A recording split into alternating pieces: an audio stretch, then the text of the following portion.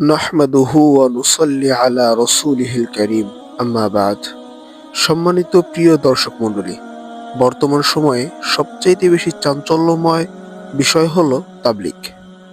সকলের মনেই একটি বিষয় বারে বারে উকি দিচ্ছে, সেটা হলো যেই তাবলীগ ছিল হকের বার্তাবাহী, মানুষকে ন্যায়, নিষ্ঠা, কল্যাণের দিকে ডাকার জন্য একটি অন্যতম জামাত।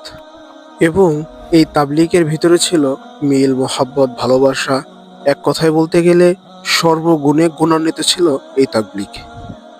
আর এখন এই তাবলীগের ভেতরেই নাকি ঝগড়া, বিবাদ এবং মানুষ হত্যার মতো একটি নির্মম ঘটনাও ঘটে যাচ্ছে এই তাবলীগের ভিতরে। আমি অত্যন্ত ভারাক্রান্ত কণ্ঠে এবং আফসোসের সাথে এটাই বলতে চাই, কিছু মানুষ যারা এই তাবলীগকে বাঁকা নজরে দেখছে, তারা নিজের চক্ষুকে যেন শুধরে নেয় এবং সাথে সাথে তাদের ব্রেনকেও যেন তারা শুধরায়। কেননা তাবলীগ আগে যেমন সর্বগুণে গুণান্বিত ছিল, ঠিক এখনো সর্বগুণে গুণান্বিতই আছে।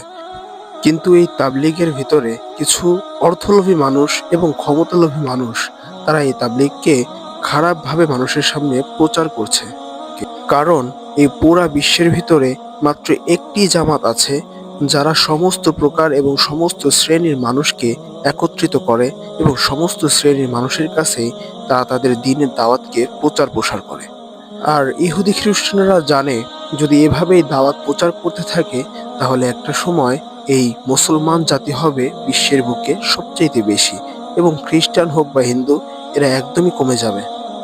তাই এই খ্রিস্টানরা কিছু নামধারী মৌলবীকে হায়ার করে টাকার লোভ দেখিয়ে এই তাবলীগের ক্ষতি করার চেষ্টা করছে। কিন্তু তারা পারেনি, আর আগামীতেও কোনোদিন তারা পারবে না। কিন্তু তারা পারেনি আর কখনো পারবেও না। কেননা আল্লাহ তাআলা যে হককে দুনিয়ার বুকে প্রতিষ্ঠিত করতে চায়, সেই হক অবশ্যই প্রতিষ্ঠিত হবে।